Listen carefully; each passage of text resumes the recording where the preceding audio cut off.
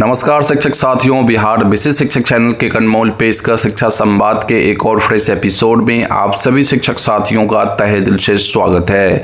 साथियों, सबसे पहले टीचर ऑफ द डे बनने के लिए Mohammad Adil Iqbal ji from Patna and Satyavir Kumar Rajak ji from Samastipur को मेनी कॉन्ग्रेचुलेशन। अगर आप भी बनना चाहते हैं टीचर ऑफ द डे तो इस वीडियो को शेयर करके अपने नाम और पता के साथ एक प्यारा सा कमेंट जरूर करिएगा।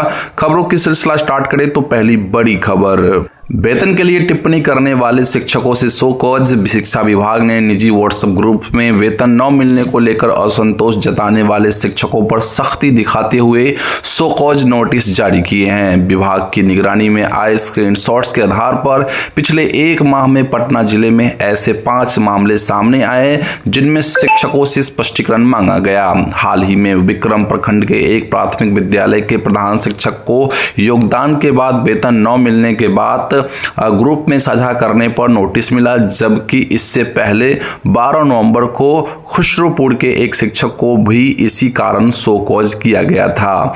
इस कार्रवाई से शिक्षकों में भय और अनिश्चितता का माहौल है, क्योंकि वेतन जैसे गंभीर समस्या पर चर्चा करना भी अनुशासनात्मक कार्रवाई का कारण बनता जा रहा है। तो साथियों, ये चीजें जो चल रही है वर्तमान स्थिति में, इस पर आपकी क्या राय है? क्या ये सही है अथवा गलत? आप कमेंट बॉक्स में अपनी राय जरूर बताइएगा। फिलहाल हम बढ़ते हैं नेक्स्ट अपडेट की ओर और अगली खबर निकल के आ रही है बीएड अभ्यर्थियों के लिए।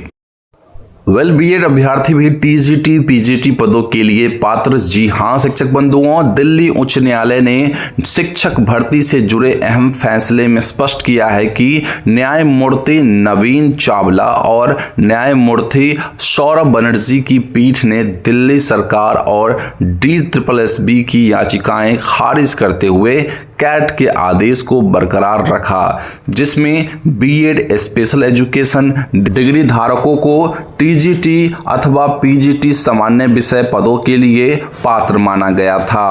अदालत ने कहा है कि यदि भर्ती विज्ञापन में इस योग्यता को स्पष्ट रूप से अपात्र नहीं ठहराया गया है तो ऐसे अभ्यर्थियों को अयोग्य नहीं माना जा सकता, जबकि सरकार का यह तर्क स्वीकार कर दिया कि बीएड जनरल और बीएड स्पेशल एजुकेशन अलग अलग योग्यताएं हैं। अब देखना होगा कि कैसे इन मामलों में आगे की निर्णय ली जाती है। फिलहाल हम बढ़ते हैं नई अपडेट के लिए और नई खबर निकल के आ रही है। श्री सुनील कुमार को शिक्षा के साथ उच्च शिक्षा की भी जिम्मेदारी। जी हां शिक्षक बंधुओं, बिहार सरकार ने अधिसूचना जारी कर मुख्यमंत्री नीतीश कुमार की सलाह पर मंत्रियों के बीच विभागों का कार्य आवंटन किया है, जिसके तहत सुनील कुमार को शिक्षा विभाग के साथ साथ अब उच्च शिक्षा विभाग और विज्ञान प्रौद्योगिकी एवं तकनीकी शिक्षा की अतिरिक्त जिम्मेदारी सौंपी गई है। मुख्यमंत्री नीतीश कुमार के पास सामान्य प्रशासन, मंत्रिमंडल सचिवालय, निगरानी, निर्वाचन, सिविल, विमानन सहित आवंटन से शेष सभी विभाग रहेंगे, जबकि संजय सिंह टाइगर को श्रम संसाधन एवं प्रवासी श्रमिक कल्याण तथा युवा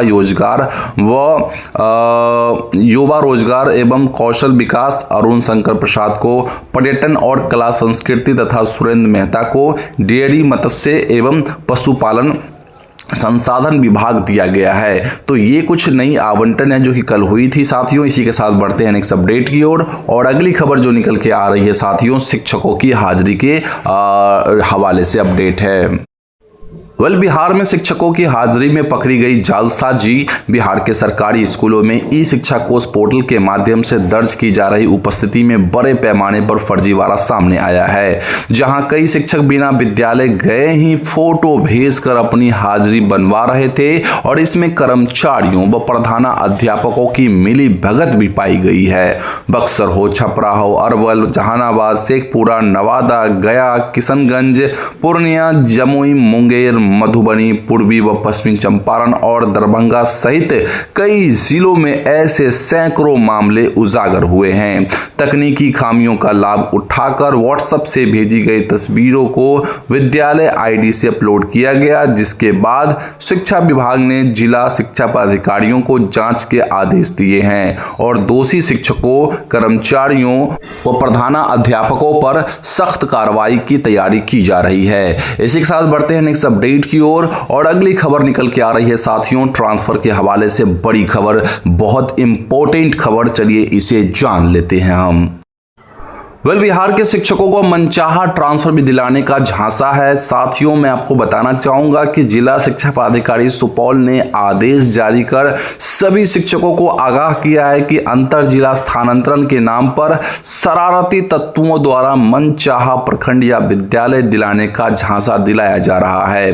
कार्यालय ने स्पष्ट किया है कि स्थानांतरण की पूरी प्रक्रिया ई शिक्षा कोश सॉफ्टवेयर के माध्यम से पूरी तरह गोपनीय, निष्पक्ष और पारदर्शी ढंग से की जा रही है, जिसमें किसी व्यक्ति या दल का हस्तक्षेप संभव नहीं है।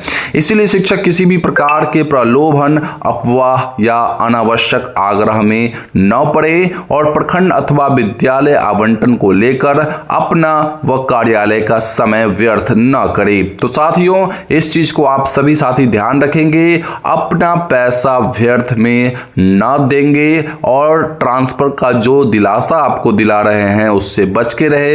कहीं ना कहीं आपके लिए और उनके लिए तो खतरा है ही, साथ ही साथ अगर आप इसमें पड़ते हैं तो आपके लिए भी खतरा साबित हो सकता है। खैर बढ़ते हैं नेक्स्ट अपडेट की ओर। और बिहार बोर्ड का एक बड़ा रिकॉर्ड सामने आया है, चलिए जान लेते हैं उसे भी। साथियों 42 वर्षों के रिकॉर्ड हुए डिजिटल समिति पेपरलेस की ओर। जी हां शिक्षक बंधुओं, बिहार विद्यालय परीक्षा समिति ने 1983 से 2025 तक के मैट्रिक और इंटर के सभी रिकॉर्ड डिजिटल कर दिए और लगभग 200 टीबी क्षमता का अत्याधुनिक डेटा सेंटर स्थापित किया है। बोर्ड अध्यक्ष आनंद किशोर के अनुसार समिति पेपरलेस प्रणाली की ओर बढ़ चुकी है, जहां ई ऑफिस, कंप्यूटरीकृत रिकॉर्ड रूम और ऑनलाइन ऑफलाइन दस्तावेज संधारण से मैनुअल प्रक्रिया लगभग समाप्त हो गई है। ईआरपी सिस्टम से अकादमिक वित्त, मानव संसाधन और शिकायत निवारण जैसे सभी कार्य कंप्यूटरीकृत है, जबकि 2018 से लागू OFSS के माध्यम से अब तक 96 लाख से अधिक छात्रों का 11वीं में ऑनलाइन नामांकन हुआ है। रिकॉर्ड प्रबंधन और सूचना सुरक्षा के लिए बिहार बोर्ड को 3 ISO प्रमाण पत्र भी मिल चुके हैं। इसी के साथ बढ़ते हैं नेक्स्ट अपडेट की ओर। और ये सबसे इंपॉर्टेंट खबर है साथियों हर शिक्षक के लिए, तो आप सभी इस अपडेट को जरूर जानें। न केवल शिक्षक बल्कि हर सरकारी कर्मी के लिए सबसे इंपॉर्टेंट खबर है, चलिए जानते हैं इसे भी। साथियों सरकारी कर्मियों ने संपत्ति नहीं बताई तो रुकेगा वेतन, कार्रवाई होगी तय। जी हां शिक्षक बंधुओं, बिहार सरकार ने अपने 8 लाख से अधिक अधिकारियों और कर्मचारियों को चेतावनी दी है कि वे अपनी संपत्ति का सही और पूरा विवरण दे। सामान्य प्रशासन विभाग ने स्पष्ट किया है कि 15 फरवरी तक संपत्ति विवरण न देने वाले कर्मचारियों का वेतन रोका जाएगा और 28 फरवरी तक ब्यौरा न देने पर चार्जशीट जारी कर विभागीय कार्रवाई की जाएगी। संपत्ति विवरण की जांच एजेंसियों की नजर में रहेगी और गलत जानकारी या संपत्ति छिपाने की स्थिति में दंडात्मक कार्रवाई की जाएगी। प्राप्त विवरण 31 मार्च तक संबंधित विभागों की वेबसाइट पर सार्वजनिक किए जाएंगे। सभी दफ्तरों में वेतन मंजूरी देने वाले अधिकारियों को निर्देश दिया गया है कि फरवरी समाप्त होने के बाद विवरण नियंत्रण विभाग को भेज दे। इसी के साथ बढ़ते हैं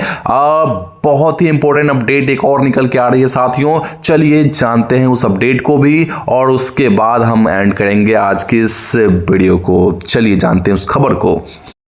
तो साथियों बिहार में अप्रैल 2026 से जनगणना, असहयोग पर जुर्माना और जेल। बिहार सरकार ने अप्रैल 2026 से शुरू होने वाली जनगणना के लिए प्रखंड से प्रमंडल स्तर तक प्राधिकारी नियुक्त कर दिए हैं। जिलों में डीएम को प्रधान जनगणना अधिकारी, प्रमंडल में प्रमंडलीय आयुक्तों को प्रमंडलीय जनगणना अधिकारी और प्रखंड स्तर पर बीडीओ को जनगणना अधिकारी बनाया गया। नगर निकायों में नगर आयुक्त या समकक्ष को प्रधान जनगणना अधिकारी तथा निगम वार्डों में उनके अधीनस्थ अधिकारियों को चार्ज जनगणना अधिकारी नियुक्त किया गया। अधिसूचना के अनुसार जनगणना में असहयोग करने, जानकारी छिपाने या गलत तथ्य बताने पर 1000 रुपए तक जुर्माना या 3 साल तक जेल की सजा हो सकती है। विशेष परिस्थितियों में दोनों भी लागू होंगे। तो साथियों आप सभी शिक्षक संवर्ग अब नए में काम के लिए एक्टिव हो जाइए, क्योंकि साथियों आपको पढ़ाई के अलावा सब कुछ करना है, ये तो आपको पता ही है। तो चलिए जनगणना के लिए रेडी रहिए। बहुत जल्द आप सभी को घर घर जाके एक बार वापस से जनगणना के कार्य में लग जाना है। तो साथियों ये थी आज की वो सारी अपडेट। आई होप आपको समझ में आई होगी, पसंद आई होगी। पसंद आई तो वीडियो को लाइक करके चैनल को सब्सक्राइब जरूर कर ले।